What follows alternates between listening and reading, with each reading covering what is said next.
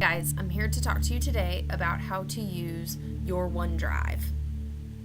Okay, so to log in, the first thing that you need to do is go to onedrive.live.com, or you can use the link in the course information, and it should send you to OneDrive, and you may have to create an account to log in. If you already use OneDrive, it shouldn't be a big deal.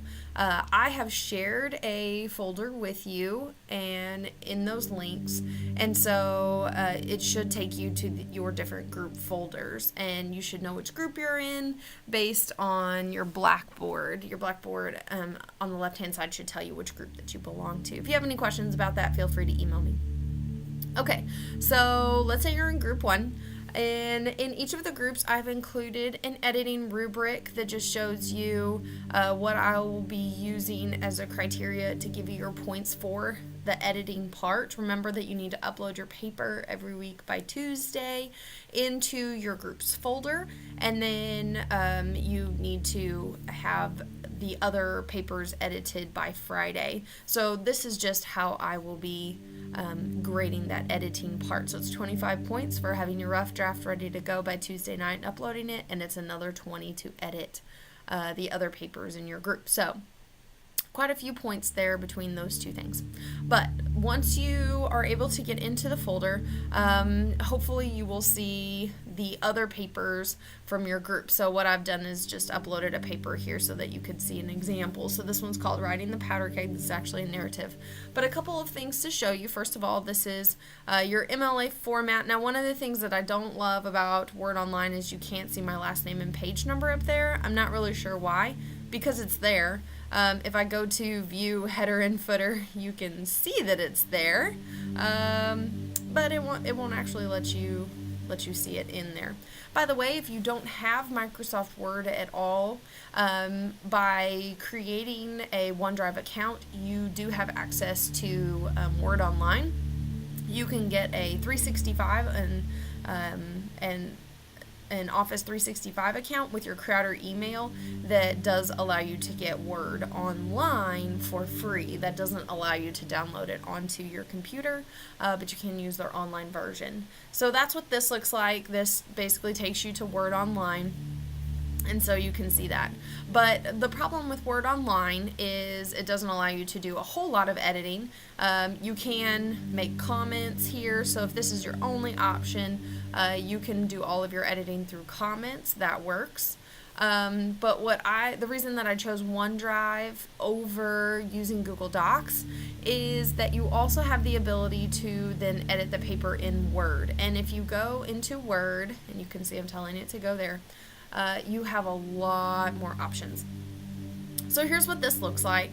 I've already done a little bit with this, but basically to make it into a format where you can edit, you need to do a couple of things. First of all, if you're the first person to edit, you need to click on Track Changes. So that's your job. Okay, make sure that you click on Track Changes so that the owner of the paper can see the changes that you've made. Also over here, you can choose how much you want it to show. We always want it to do all markup. Then, if you're the owner of the paper, before you are ready to submit your paper, make sure you change it back to original or no markup, because I don't want to see all your markups on your final draft. So make sure that says all markup.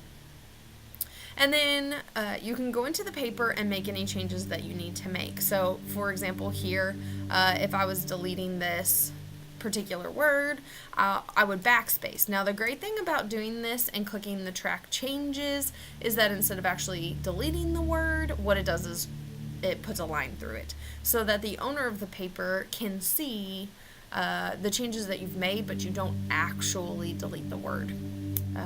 A couple of other things you can do if you want to do something like add a comma, what it will do, it will always make it red so that the author of the paper can really find those changes. So if you're doing some of the grammar, punctuation changes to the paper, those kind of things you can see. If you think that you need to, make this a new paragraph, something like that. Also, what you can do is you can add comments. So I can go to, let's say right here, I want to make a comment like, oh, this is a really good topic sentence.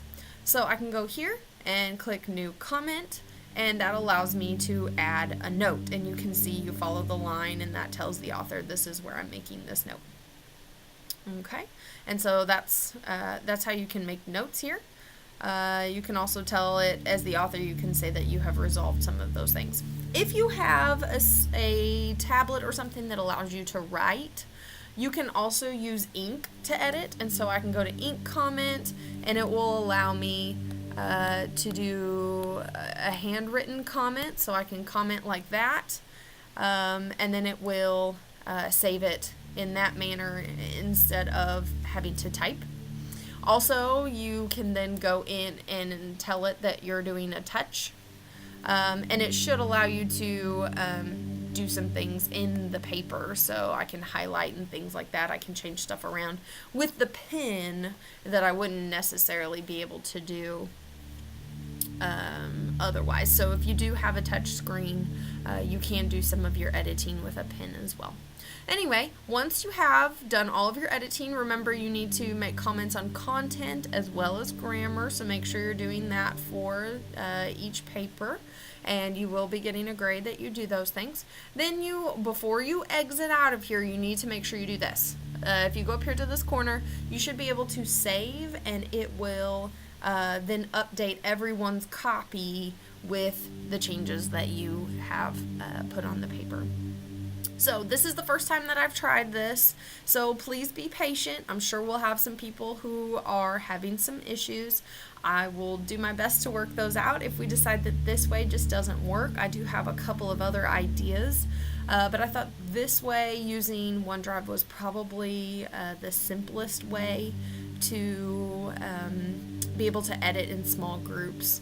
I hope you see the benefit in editing in small groups. That allows you to get some really great feedback every week, and as a writer, it lets you see other types of writing, other styles of writing from different authors, but it's a little less intimidating than having to share with a whole class. So I hope that you really see some value from doing this each week. All right, and I'll be looking at your papers every week. Don't forget to upload them every Tuesday by midnight, and then again, make sure you edit the other papers in your group each week. All right, so happy writing. Again, if you have any trouble, let me know, and if we just decide that this really doesn't work, we'll give something else a try. But hopefully this will work for us this semester, and we'll be able to use it. So always make sure that you save and sync it to the folder, and you can see down at the bottom it said uploading to OneDrive, so you know that it is all ready to go. All right, have a great week.